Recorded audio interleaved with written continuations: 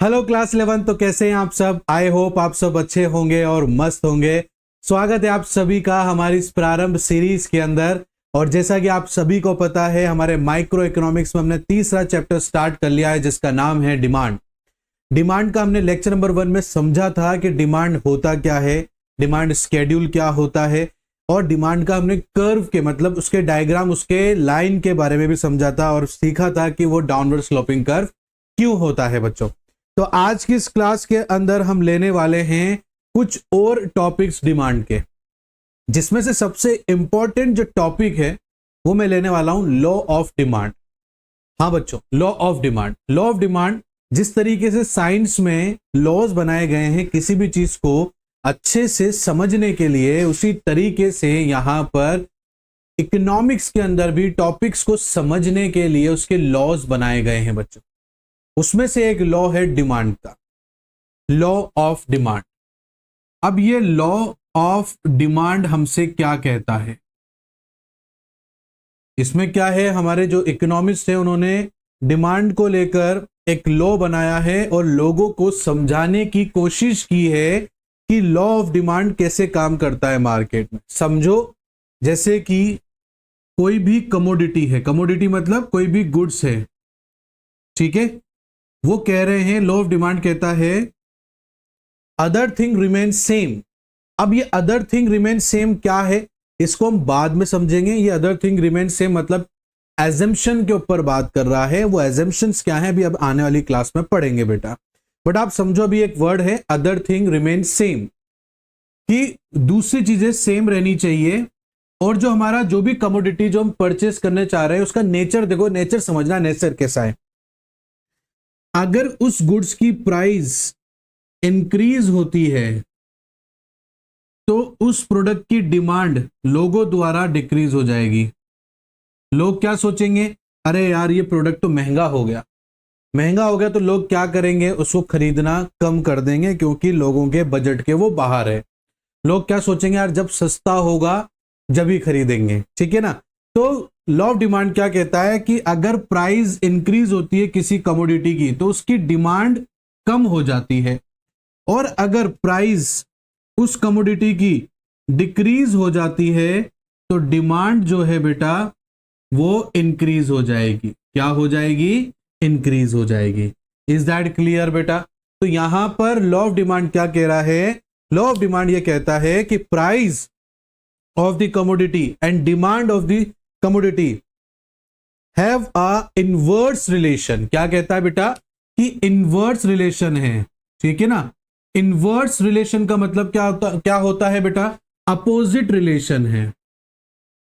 कि प्राइस और डिमांड का, लॉ ऑफ डिमांड के accordingly price of the commodity और demand of the commodity have a opposite relation, means inverse relation है, ठीक है ना बेटा। इनवर्स कैसे है?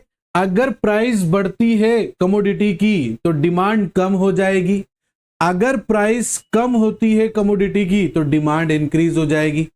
Means price increase demand decrease, price decrease then demand increase. तो इसका शॉर्ट क्या हो गया बेटा? कि प्राइस और डिमांड के बीच में इनवर्स रिलेशन होता है। यह बात हमारा लॉ ऑफ डिमांड समझाना चाह रहा है। इज दैट क्लियर बेटा? आप लोगों को ये बात समझ में आई बेटा कि लॉ ऑफ डिमांड क्या कहना चाह रहा है, ठीक है ना बेटा। तो ये होता है लॉ ऑफ डिमांड। तो लॉ ऑफ डिमांड आपको जब भी आ जाए तो क्या बोलना है? Law of demand states that the other thing remain same and in this situation price of the commodity have a inverse relation, ठीक है ना।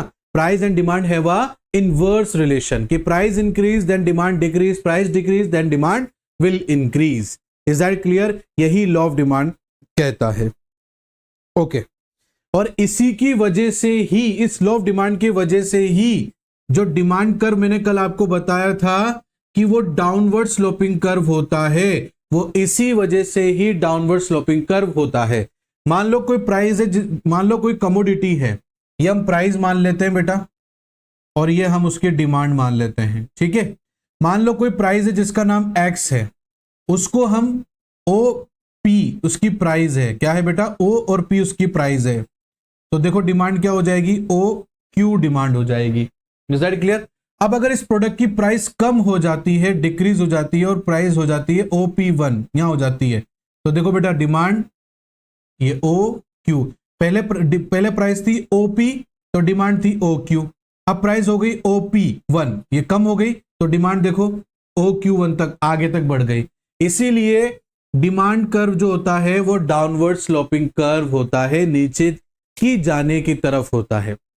ये डाउनवर्ड स्लोपिंग कर्व हमें ये बताता है कि डिमांड और प्राइस के बीच में इनवर्स रिलेशन है कि प्राइस बढ़ जाएगी किसी भी गुड्स की, जिसको हम कमोडिटी बोलेंगे इकोनॉमिक्स में, तो डिमांड उसकी कम हो जाएगी, और अगर प्राइस कम हो जाती है उस कमोडिटी की तो डिमांड इंक्रीज हो जाएगी बेटा। Is that clear? बात समझ में आ गया बेटा? चलो अच्छी बात है। अब वो अदर थिंग रिमेन सेम वाली जो बात थी ना बेटा, वो है बेटा आपके assumption of the law of demand, कि इस लॉ ऑफ डिमांड को बनाते टाइम पे देखो बेटा, क्योंकि साइंस के लॉ की तरह नहीं है कि साइंस के जो लॉज होते हैं वो फिक्स होते हैं, नेवर बी आर चेंज्ड, ठीक है ना, वो हमेशा रिजिड रहेंगे, कभी भी चेंज नहीं होंगे। जैसे लॉ ऑफ ग्रेविटी है, कहती है ऊपर कोई चीज जाएगी तो वो नीचे आएगी, ये फिक्स है, ये आप इंडिया में रहकर करो, चाइना में रहकर करो, चाहे आप अमेरिका रहकर करो, फिक्स है बेटा। बट लॉ ऑफ डिमांड जो होता है, जो इकोनॉमिक्स की जो लॉज होते हैं, इकोनॉमिक्स एक सोशल साइंस की तरह है बेटा, ठीक है ना, तो जो इकोनॉमिक्स में लॉज बनाए जाते हैं उसमें हमें कुछ एजम्पशन रखने पड़ते हैं, कुछ मानते हुए हमें वो लॉ बनाने हैं। अब क्या मानना है कि देखो भैया, लॉ ऑफ डिमांड जब ऑपरेट करेगा जब इन चीजों के अंदर बदलाव नहीं होंगे तो, और अगर इन चीजों में बदलाव होंगे तो लॉ ऑफ डिमांड ऑपरेट नहीं होगा। अब इस एजम्पशन को बताते टाइम पर मैं ये चाहता हूं कि आप अपने दिमाग में लॉ ऑफ डिमांड का कॉन्सेप्ट रखें, इसको बिल्कुल पकड़ के रखें, तो ही आप एजम्पशन समझ पाओगे। और आपको लॉ ऑफ डिमांड का क्या कॉन्सेप्ट पकड़ के चलना है कि price increase demand decrease, price decrease demand increase, मतलब price and demand have a inverse relation होता है बेटा। इज दैट क्लियर बच्चों? बात समझ में आ रही है आपको? चलो, अब इस लॉ ऑफ डिमांड को बनाते समय कुछ एजम्पशंस हमने लिए हैं ताकि लॉ ऑफ डिमांड अच्छे से ऑपरेट हो सके बच्चों। तो कुछ चीजें हैं जिनमें चेंजेस नहीं होने चाहिए, तब तो लॉ ऑफ डिमांड अच्छे से ऑपरेट होगा, otherwise law of demand operate नहीं होगा। तो आओ उसको देखते हैं बेटा, ठीक है। तो assumption of law of demand, assumption of law of demand, ठीक है। इसके अंदर मैं पहला लेने जा रहा हूं बेटा, no change in the income level, no change in the income level, sorry, लोगों की इनकम का लेवल चेंज नहीं होना चाहिए, जैसी अभी चल रही है वैसे ही चलता रहना चाहिए, तब तो लॉ ऑफ डिमांड ऑपरेट होगा, otherwise law of demand operate नहीं होगा। चलो इसको समझने की कोशिश करते हैं कि कैसे लॉ ऑफ डिमांड ऑपरेट नहीं करेगा सर अगर इनकम लेवल चेंज हो जाएगा तो देखो बेटा, आप मार्केट में कोई भी चीज रेगुलर, अब जैसे मान लो आप ग्रोसरीज के आइटम, सपोज करो आपकी सैलरी है 25,000 रुपीज, उसमें से आप ग्रोसरी पे खर्चा करते हो हर महीने 10,000 रुपीज का, क्योंकि जैसी इनकम है वैसा ही हम खर्चा करेंगे, ठीक है ना। अब उस 10,000 में जो जो प्राइस हैं वो फिक्स है, आप जो भी ग्रोसरी के आइटम लेकर आते हो वो प्राइस अभी मान के चलो फिक्स है, वो चेंज नहीं हुए। बट अगले महीने आपको पता चला कि आपकी सैलरी 25,000 से चेंज होकर 50,000 रुपीज हो गई, ठीक है। अब आप क्या कर रहे हो, 25,000 सैलरी थी तो उस टाइम पर 10,000 रुपीज में आपका वो ग्रोसरी आइटम नहीं आ पाता था जो आप खरीदना चाहते थे, तो अब 50,000 की सैलरी पर भी वो आएगा, क्योंकि अब आपकी सैलरी बढ़ गई है बेटा। Is that clear? तो आप वो ग्रोसरी का आइटम भी परचेस करोगे जो 25,000 की सैलरी में आप 25,000 की सैलरी में परचेस नहीं कर पाते थे बेटा। तो मुझे एक बात बताओ, यहां लॉ ऑफ डिमांड ऑपरेट हुआ क्या? अब आप बोलोगे सर कैसे? तो देखो बेटा, क्या यहां पर प्राइस चेंज हुई? क्या यहां पर प्राइस कम हुई? क्या यहां पर जो है क्या कहते हैं प्राइस इंक्रीज हुई? कुछ नहीं हुआ, फिर भी डिमांड बढ़ गई ना। प्राइस चेंज नहीं हुई है, फिर भी आपने डिमांड बढ़ा दी है। क्यों? क्योंकि आपकी इनकम बढ़ गई है। तो यहां क्या लॉ ऑफ डिमांड ऑपरेट हुआ? नहीं हुआ ना बेटा। बस इसीलिए लोगों की इनकम में चेंजेस नहीं आने चाहिए, तब तो लॉ ऑफ डिमांड ऑपरेट करेगा, अदरवाइज नहीं करेगा। अब 25,000 की सैलरी पे जो ग्रोसरी आइटम आप खरीद नहीं पा रहे थे, वो खरीद क्यों नहीं पा रहे थे? क्योंकि वो महंगा होगा। अब आपकी इनकम बढ़ गई है, तो अब वो जो महंगी वाली चीज है वो आपको महंगी नहीं लग रही है, तो इसलिए आप उसको परचेस कर रहे हो। तो यहां तो प्राइस कम, तो आपने उसकी डिमांड बढ़ा दी ना, तो डिमांड बढ़ी मतलब प्राइस कम होना चाहिए, तो प्राइस तो कम हुआ नहीं, फिर भी डिमांड बढ़ गई, कारण इनकम लेवल चेंज हो गया इंक्रीजिंग ऑर्डर में। तो क्या यहां पर लॉ ऑफ डिमांड ऑपरेट हुआ? नहीं हुआ ना बेटा। इसीलिए कहा गया है कि अगर लॉ ऑफ डिमांड ऑपरेट कराना है तो इनकम लेवल में चेंज नहीं होना चाहिए, इनकम लेवल भी वैसी ही रहनी चाहिए, मतलब अगले महीने की भी सैलरी उसकी 25,000 रहनी चाहिए, तब तो लॉ ऑफ डिमांड ऑपरेट होगा, अदरवाइज नहीं होगा। Is that clear? तो पहली चीज समझ में आ गई कि कोई इनकम लेवल पर चेंजेस नहीं आना चाहिए। दूसरा, no change in taste, nature and fashion.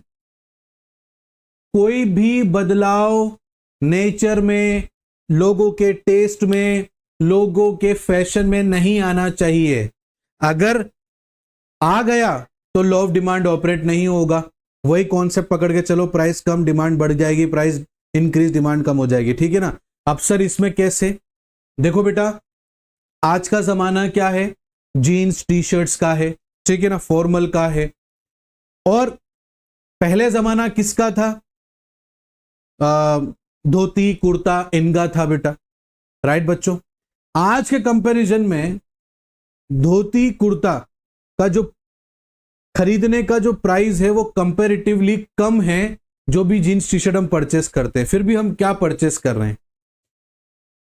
अब देखा जाए लॉ ऑफ डिमांड के अकॉर्डिंगली तो जिसका प्राइस कम रहेगा उसी को परचेस करना है, उसी की डिमांड बढ़ेगी। बट बेटा जिसका प्राइस कम है उसको तो आप परचेज ही नहीं कर रहे हो, जिसका प्राइस उसके कंपैरिजन में ज्यादा है आप उसको ज्यादा परचेस कर रहे हो।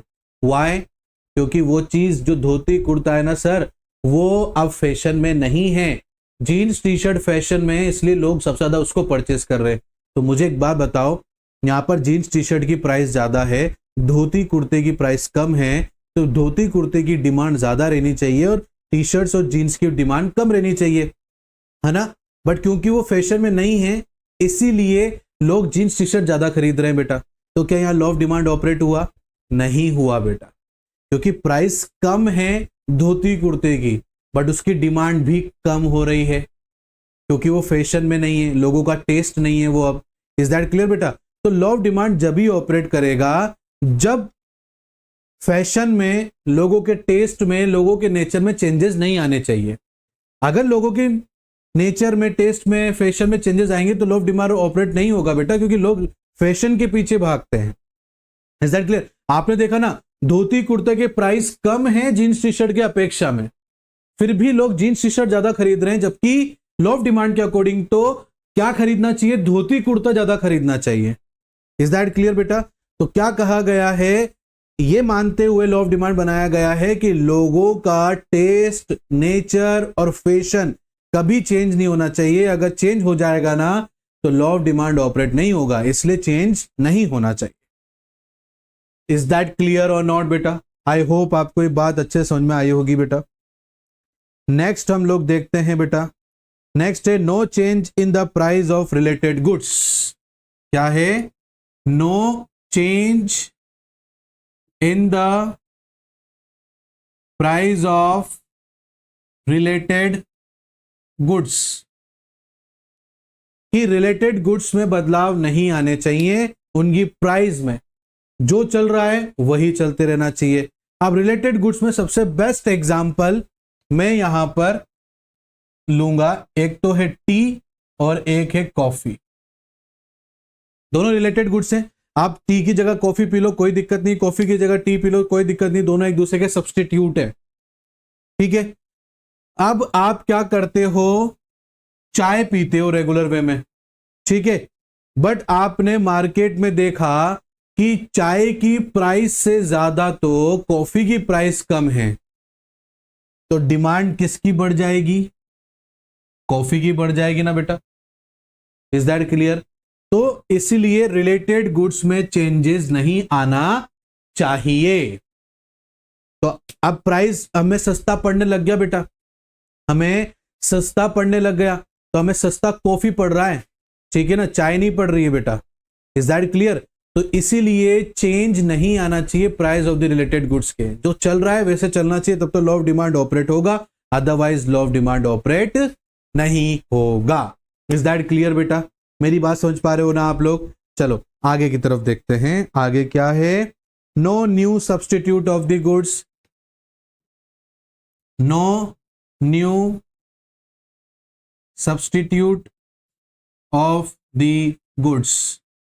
मार्केट में और दूसरे नए सब्सटीट्यूट नहीं आने चाहिए। क्या नहीं आने चाहिए बेटा? मार्केट में और नए सब्सटीट्यूट नहीं आने चाहिए। अब जैसे मान लो ऑलरेडी मार्केट में टी और कॉफी है, अब इनका कोई तीसरा ऑप्शन आ जाएगा, इनका कोई तीसरा ऑप्शन आ जाएगा, तो लोग उसकी भी डिमांड बढ़ा सकते हैं। इज दैट क्लियर बेटा? बट यहां पर हम बात किसकी कर रहे हैं? सिर्फ टी की और कॉफी की कर रहे हैं, इनकी तो प्राइस में कोई चेंजेस नहीं आया, फिर इन बेचारों की डिमांड कम क्यों हो गई? तो क्या यहां पर लॉ ऑफ डिमांड ऑपरेट हुआ बेटा? नहीं हुआ।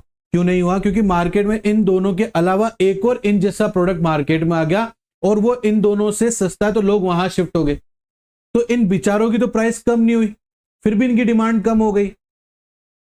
तो यहां लॉ ऑफ डिमांड ऑपरेट हुआ क्या? इस जगह लॉ ऑफ डिमांड ऑपरेट हुआ क्या? नहीं हुआ।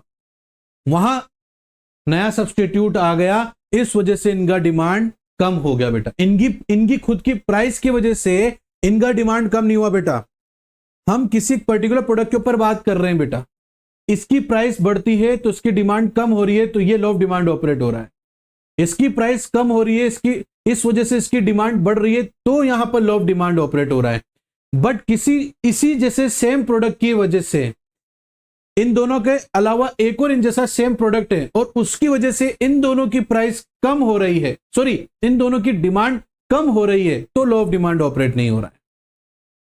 लॉ ऑफ डिमांड ऑपरेट जब भी होगा जब उस पर्टिकुलर प्रोडक्ट की प्राइस ऊपर नीचे होगी। अब किसी दूसरे प्रोडक्ट के चक्कर में इनकी डिमांड कम हो रही है, तो वो लॉ ऑफ डिमांड ऑपरेट नहीं हो रहा बेटा वहां पर। Is that clear? बात समझ में आ गई आप लोगों को? तो इसीलिए कहा गया है कि लॉ ऑफ डिमांड जब ही अच्छे से ऑपरेट करेगा जब मार्केट में कोई और दूसरा सब्स्टिट्यूट नहीं आएगा। अगर कोई दूसरा नया सब्स्टिट्यूट आ जाएगा तो डिमांड कम भी हो सकती है, डिमांड बढ़ भी सकती है, जरूरी नहीं कम भी होगी, बढ़ भी सकती है। बट बेटा डिमांड बढ़े घटे उसके पीछे एक ही रीजन रहना चाहिए, वो है प्राइस। अब कोई नया सब्स्टिट्यूट आ गया, उसकी वजह से इन दोनों की या तो प्राइस इंक्रीज, सॉरी इन दोनों की डिमांड या तो इंक्रीज या डिक्रीज हो गई, तो बेटा प्राइस की वजह से इन दोनों की डिमांड ऊपर नीचे नहीं हुई है, किसी और दूसरे तीसरे प्रोडक्ट की वजह से हुई है, तो वहां लॉ ऑफ डिमांड ऑपरेट नहीं होगा। लॉ ऑफ डिमांड तो बस दो ही सिचुएशन में होगा, प्रोडक्ट की प्राइस चेंज हुई तो डिमांड चेंज हुई, यही चलता रहेगा, यही चलता रहेगा तो ही लॉ ऑफ डिमांड ऑपरेट होगा, अदरवाइज नहीं होगा। इसीलिए कहा गया है कि कोई मार्केट में नया सब्स्टिट्यूट नहीं आना चाहिए। इज दैट क्लियर बच्चों? यहां तक मेरी बात समझ में आ गई आप लोगों को? चलो आगे देखते हैं। No expectation of further change in price, no expectation for further change in price, ठीक है ना। अब जैसे इसको no expectation for further change in price को बेटा कैसे समझाना है, देखो समझो। फर्दर चेंज, ठीक है, देखो मिस्टर मनोहर लाल मार्केट जाते हैं और अपने ग्रोसरीज के सामान लेकर आते हैं, ठीक है। अब उन्हें पता चल रहा है कि जो वो कुकिंग ऑयल लेकर आ रहे हैं, वो आज मार्केट में गए हैं, उन्होंने देखा कि cooking oil 200 rupees per litre मिल रहा है। कितने रुपीस बेटा? 200 रुपीज पर लीटर मिल रहा है। तो उनको मार्केट में जानकारी मिली कि अगले हफ्ते यही 200 रुपीज पर लीटर वाला जो कुकिंग ऑयल है ये 250 पर लीटर हो जाएगा। तो वो क्या करेंगे, आज की तारीख में ही वो ज्यादा से ज्यादा ऑयल, कुकिंग ऑयल परचेस कर लेंगे। क्यों? क्योंकि भविष्य के अंदर कुकिंग ऑयल की प्राइस ज्यादा हो रही है। Is that clear? तो हमें भविष्य में जो प्राइस चेंज हो रही है उस पर काम नहीं करना है, प्रेजेंट प्राइस से जो डिमांड में चेंजेस आ रहे हैं उस पर काम करना है। तो इसीलिए भविष्य में अगर किसी कमोडिटी की प्राइस चेंज होती है और उससे प्रेजेंट के अंदर उस पर डिमांड पे फर्क पड़ता है तो वहां लॉ ऑफ डिमांड ऑपरेट नहीं हो सकता बेटा। आप आज की बात करो ना, आज 200 रुपए लीटर है तो उसके अकॉर्डिंगली डिमांड चल रही मार्केट में। अब भविष्य से रिलेट करके उसको अगर अपन कम या ज्यादा आज में परचेस कर रहे हैं ना तो लॉ ऑफ डिमांड ऑपरेट नहीं होगा। इसलिए लॉ ऑफ डिमांड क्या कहता है कि कोई भी expectation further change in price नहीं आना चाहिए किसी भी कमोडिटी के अंदर। अब मान लो 200 रुपीज पर लीटर है बेटा और वो अगले हफ्ते 150 का हो जाएगा, 150 पर लीटर हो जाएगा, तो उसकी आज की डिमांड कम हो जाएगी। क्यों? क्योंकि अगले हफ्ते वो 50 रुपए कम हो रहा है, प्राइस 50 रुपए कम हो रही है, तो डिमांड आज क्या हो जाएगी? उसकी कम हो जाएगी, तो लॉ ऑफ डिमांड ऑपरेट नहीं होगा। प्रेजेंट की प्राइस से प्रेजेंट की डिमांड पर क्या असर होता है उसी को लॉ ऑफ डिमांड कहेंगे। भविष्य में प्राइस चेंज होने से प्रेजेंट की जो डिमांड है उस पर क्या असर पड़ रहा है वो लॉ ऑफ डिमांड का जो है पार्ट नहीं कहलाएगा। इसीलिए एजम्पशन के अंदर no expectation of further change in price को रखा गया है कि किसी भी कमोडिटी की प्राइस भविष्य में चेंज हो रही है और उसका डिमांड पर आज फर्क पड़ रहा है तो वो लॉ ऑफ डिमांड का पार्ट नहीं कहलाएगा बच्चों। Is that clear? मेरी बात समझ में आई कि नहीं आई आप लोगों को? चलो आगे की तरफ देखते हैं। No change in total assets. अब सर ये no change in total assets क्या होता है सर? तो देखो बच्चों, इसको ऐसे समझते हैं कि जैसे मान लीजिए आपके पास में 25,000 रुपीज सेविंग्स में रखे हुए हैं और वो आपने सेविंग्स इसलिए रखा हुआ है क्योंकि आपके बड़े भाई की शादी आ रही है जिसमें आप अपने लिए कपड़े परचेस करना चाहते हैं। Is that clear? अब क्या हुआ, आपके बड़े भाई ने आपको और 25,000 रुपीज दे दिए, कहा कि अपने जो शादी आ रही है उसमें अच्छे से कपड़े और अच्छे से खर्चा करना, ठीक है ना? तो आपके पास क्या हुआ बेटा, जो एसेट्स है, क्योंकि कैश क्या होता है? एसेट्स ही होता है, तो कैश आपके पास में इंक्रीज हो गया। तो आपने क्या किया, अपनी डिमांड को और बढ़ा दिया। आपने सोचा कि यार पहले तो 25,000 ही थे, अब अपने पास 25,000 और आ गए, मतलब टोटल 50,000 हो गए। तो इसमें तो मैं सारे ब्रांडेड कपड़े लेकर आऊंगा, ब्रांडेड शूज लेकर आऊंगा और काफी सारे कपड़े लेकर आऊंगा, हर रोज एक नया कपड़े शादी में मैं पहनूंगा। Is that clear? तो क्या हुआ बेटा, जैसे ही आपकी एसेट्स इंक्रीज हुई तो आपकी डिमांड इंक्रीज हो गई। क्लियर बेटा? आई बात समझ में आप लोगों को? और मान लीजिए आपने किसी कारणवश उसमें से 30,000 रुपीज खो दिए। अब क्या होगी, आपकी एसेट्स कम हो गई तो आपकी डिमांड भी कम हो जाएगी बेटा। इज दैट क्लियर बेटा? बट बेटा यहां पर जो डिमांड है ना वो कमोडिटी की प्राइस की वजह से चेंज नहीं हो रही है, यहां पर एसिड्स की वजह से आपकी डिमांड अप या डाउन हो रही है। तो इसीलिए लॉ ऑफ डिमांड में इस एजम्पशन को रखा गया है कि एसिड्स के अंदर कोई बदलाव नहीं आना चाहिए, जैसी वो चल रही है ना वैसे ही रहनी चाहिए, उसमें कोई चेंजेस नहीं आना चाहिए, तब तो लॉ ऑफ डिमांड ऑपरेट करेगा, otherwise law of demand operate नहीं कर पाएगा। इज दैट क्लियर बेटा? मेरी बात समझ में आई आप लोगों को? तो एसिड्स के बढ़ने से डिमांड डिमांड बढ़ रही है, एसिड्स के कम होने से डिमांड कम हो रही है। बट लॉ ऑफ डिमांड तो प्राइस के इंक्रीज होने पर डिमांड कम बताता है, प्राइस के कम होने पर डिमांड को बढ़ाता है बेटा। तो वहां तो प्राइस चीना में, यहां तो एसिड्स आ रही है डिमांड को ऊपर नीचे करने के लिए। तो लॉ ऑफ डिमांड क्या कहता है कि इन चीजों के अंदर चेंजेस नहीं आने चाहिए। हमारी 25,000 की सेविंग्स थी, वही सेविंग्स रहना चाहिए, तब तो लॉ ऑफ डिमांड हमारे ऊपर ऑपरेट होगा, otherwise law of demand operate नहीं होगा। आपके भाई ने आपको 25,000 रुपए एक्स्ट्रा और दे दिए तो उससे आपके पास पैसा बढ़ गया, तो अब आपके लिए प्राइस मैटर थोड़ी करेगी, नहीं करेगी ना, तो बस तुम्हारा लॉ ऑफ डिमांड ऑपरेट नहीं होगा। तो आपसे क्या कहना चाह रहे हैं, ये कहना चाह रहे हैं कि आपके पास जो भी टोटल सेविंग्स है उसमें कोई बदलाव नहीं आने चाहिए, तब तो लॉ ऑफ डिमांड ऑपरेट करेगा उस सिचुएशन के अकॉर्डिंग कि भैया क्या आपके पास एसेट्स है, ठीक है ना। तो यहां पर इस एजम्पशन में यही कहा गया है कि आपको अगर लॉ ऑफ डिमांड को ऑपरेट कराना है तो आपके पास में कोई भी एसिड्स के अंदर चेंजेस नहीं होने चाहिए। इज दैट क्लियर बच्चों? ओके, अब हमारा लास्ट है बेटा, नो चेंज इन पॉपुलेशन। क्या है बेटा? No change in population.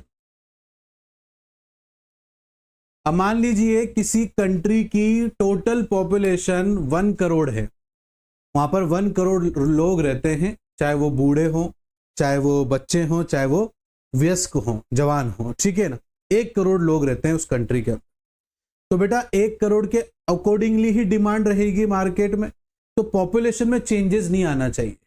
अगर पॉपुलेशन में चेंजेस आ गया तो लॉ ऑफ डिमांड ऑपरेट नहीं हो पाएगा। कैसे? तो देखो बेटा, अगर 1 करोड़ से पॉपुलेशन 2 करोड़ हो जाएगी, प्राइस में प्रोडक्ट की में चेंज नहीं आया वो वैसी की वजह, फिर भी डिमांड बढ़ जाएगी, क्योंकि लोग बढ़ गए ना, लोग बढ़ गए तो उनको चीजें चाहिए तो डिमांड लोग बढ़ा देंगे। तो कमोडिटी की प्राइस तो वही है, फिर भी डिमांड बढ़ गई, तो लॉ ऑफ डिमांड ऑपरेट कहां से हुआ? लॉ ऑफ डिमांड तो क्या कहता है कि प्राइस के चेंज होने से लॉ ऑफ डिमांड पर चेंजेस आने चाहिए, बट यहाँ पर पॉपुलेशन के चेंज होने से डिमांड में चेंजेस आ रहे हैं, तो लॉ ऑफ डिमांड कहां से ऑपरेट आया? तो वो कहना चाह रहे हैं कि हम ये एज्यूम करके चलेंगे कि पॉपुलेशन जो पहले थी ना वही अभी चल रही है, कोई चेंजेस नहीं आया, तब तो लॉ ऑफ डिमांड ऑपरेट होगा। अदरवाइज पॉपुलेशन में चेंजेस आएगा, चाहे इंक्रीजिंग ऑर्डर में आए चाहे डिक्रीजिंग ऑर्डर में आए, तो लॉ ऑफ डिमांड अच्छे से ऑपरेट नहीं हो पाएगा। तो बेटा ये कुछ एजम्पशंस हैं जो हमें मानते हुए लॉ ऑफ डिमांड को ऑपरेट कराना होता है। Is that clear? I hope आपको ये मेरी बात बड़े अच्छे से समझ में आई होगी। तो आज की इस क्लास के अंदर हम लोगों ने देखा कि लॉ ऑफ डिमांड क्या होता है और कैसे एजम्पशंस हम लोग लेते हैं और क्यों लेते हैं, ये भी मैंने आपको इस बारे में समझाया। और जितने भी एजम्पशन थे आज हमने उसको सबको अच्छे से देखने की यहां पर कोशिश किया है बच्चों। Is that clear? आगे मेरी बात समझ में आप लोगों को? तो मैं अब अगली क्लास में इसको और डिटेल्ड में आपको समझाऊंगा। आई होप, मैं आशा करता हूं कि आप लोगों को मेरी ये जो कॉन्सेप्ट है बहुत अच्छे से क्लियर हो पाए होंगे। फिर भी कोई डाउट अगर रहता है बच्चों तो आप मेरे को कमेंट बॉक्स में पूछ सकते हो, और साथ ही साथ में अगर बेटा आज की क्लास आपको अच्छी लगी तो प्लीज कमेंट बॉक्स में जरूर बताया करो। Is that clear? और एक और चीज हमेशा याद रखना, हमारी ये प्रारंभ सीरीज है बच्चों, ये जो नए बच्चे आज की क्लास में आए हैं उनको मैं बता रहा हूं बेटा, हमारी ये प्रारंभ सीरीज है। हमारी यहाँ पर रेगुलर बेसिस पर, मतलब मंडे टू सैटरडे यहाँ पर रेगुलर क्लासेस लगती हैं। 11th क्लासेस हमारी 5 बजे वीडियो यूट्यूब पर आ जाती है बेटा। 8th क्लास की हमारी 12th क्लास की 8 बजे हमारी आती है। मंडे ट्यूसडे हमारा अकाउंट्स रहता है, वेडनेसडे थर्सडे बिजनेस रहता है, फ्राइडे और सैटरडे हमारा इकोनॉमिक्स रहता है। ये हमारा स्केड्यूल है बच्चों। प्रारंभ सीरीज में हम पूरी चीजें आपको पढ़ाएंगे, पहले आपके कॉन्सेप्ट क्लियर करेंगे, इंपॉर्टेंट क्वेश्चन भी बताएंगे, बाद में रिवीजन कराते टाइम पर क्वेश्चंस कैसे आ सकते हैं उसके बारे में हम लोग प्रैक्टिस करेंगे बच्चों। तो चलिए, आज की क्लास अगर आपको अच्छी लगी है तो प्लीज लाइक जरूर करना, अपने बाकी सभी दोस्तों के साथ शेयर करना और सब्सक्राइब करना और बेल आइकन को प्रेस करना बिल्कुल मत भूलना। मिलता हूं नेक्स्ट क्लास में एक नए टॉपिक के साथ, तब तक के लिए thank you and bye bye बच्चों।